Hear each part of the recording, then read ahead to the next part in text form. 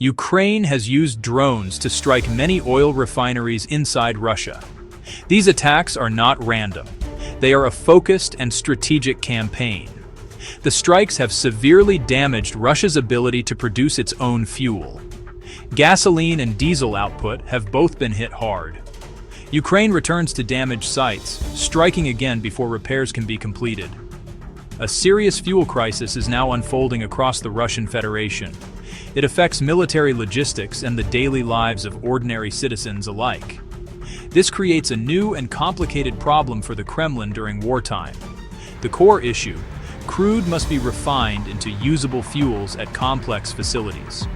Ukraine has made these refineries primary targets for long-range drone attacks. By hitting critical nodes, Ukraine strikes at the foundation of Russia's power. Military operations depend on steady fuel that now arrives irregularly. This strategy marks a shift. Consequences are now felt deep inside Russia. Shortages and rising prices expose damage that is hard to hide. Maintaining public order grows harder as scarcity and costs increase. The damage to Russia's refining sector is substantial and growing. By early October 2025, roughly 38% of total refining capacity was offline. That is more than a third of the country's ability to produce fuel. Losses are cumulative, precision hits repeated over months. Dozens of facilities have been hit, many more than once. An estimated 338,000 tons per day of refining capacity has been knocked offline. Collective output of key fuels has dropped sharply. For gasoline alone, the shortfall is about 1 million tons. Russia is roughly 20% short of normal domestic gasoline demand.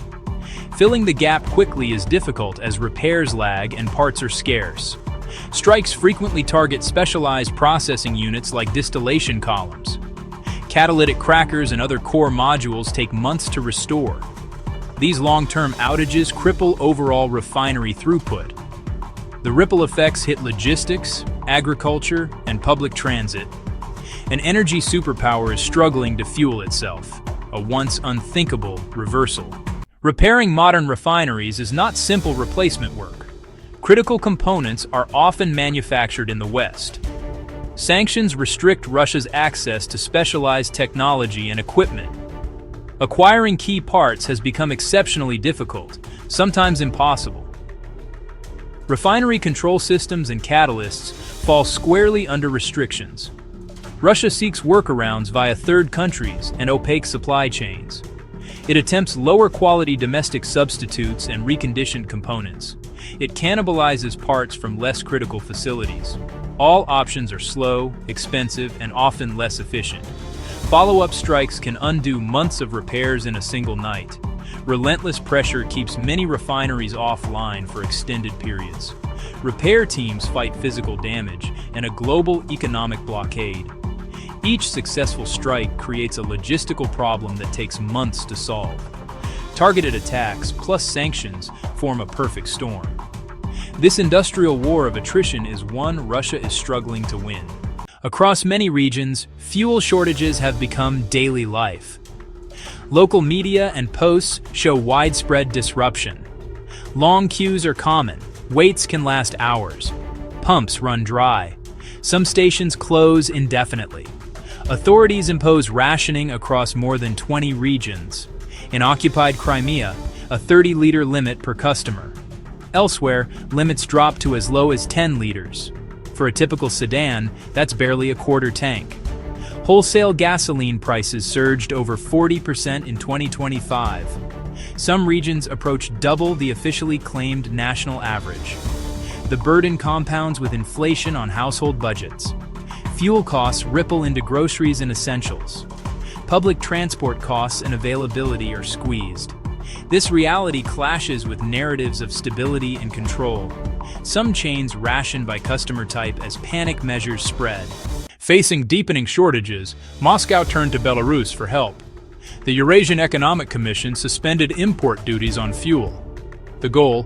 Make importing refined products cheaper and faster. Concurrently, Russia banned its own fuel exports to keep supplies at home.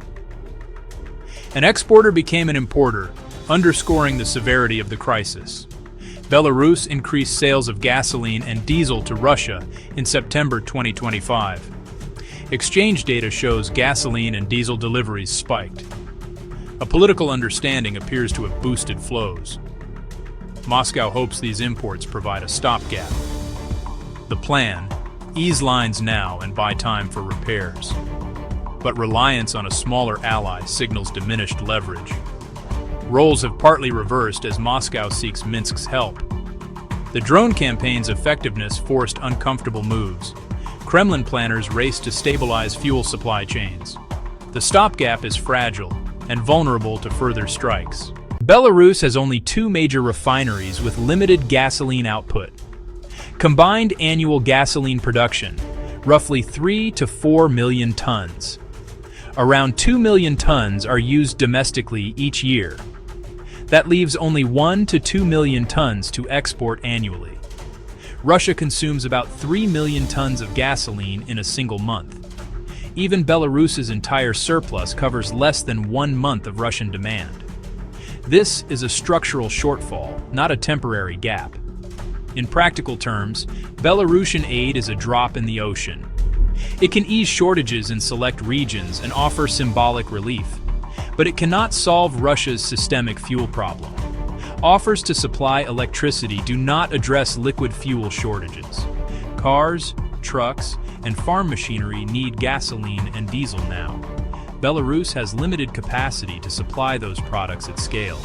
Its lifeline is far too short to pull Russia out of crisis. Stopgaps cannot replace vast lost refining capacity. Ukraine's drone success reflects gaps in Russia's air defenses. Losses and strain have degraded sensor coverage. Systems deployed to the front have been targeted and destroyed. Each loss creates vulnerabilities elsewhere. Moscow must choose: protect troops or protect infrastructure. Keeping top systems forward shields troops in occupied areas. Pulling systems back defends refineries, but weakens the front. Ukraine exploits these choices, finding gaps to penetrate. Small drones fly low and take complex routes to avoid radar. They are hard to detect, and even harder to intercept consistently. Russia's vast territory is difficult to shield across 11 time zones. Coverage thins as systems are overtasked and relocated. Key industrial hubs remain exposed to deep strikes. The right technology lets Ukraine hit far behind front lines. The result is repeated infrastructure losses across Russia's interior. Ukraine is rapidly expanding domestic drone production. Millions of drones annually, small FPVs and long-range models. The EU committed about €2 billion to boost Ukraine's drone output. Funding scales manufacturing and advances designs. Greater range and payload enable deeper, more damaging strikes. Frequency and intensity of strikes are set to increase. Record refinery outages in August and September may be only the beginning. Piece by piece, refining capacity is being dismantled. The economic drag deepens as supply chains stall. Strain on budgets and social stability grows as shortages persist. Targeted strikes created a severe, escalating fuel crisis inside Russia. Reduced refining capacity undermines warfighting endurance. Belarusian supplies cannot close the gap at national scale. Sanctions slow repairs by blocking essential technology and spares. Without addressing the war's root cause, the crisis is likely to deepen.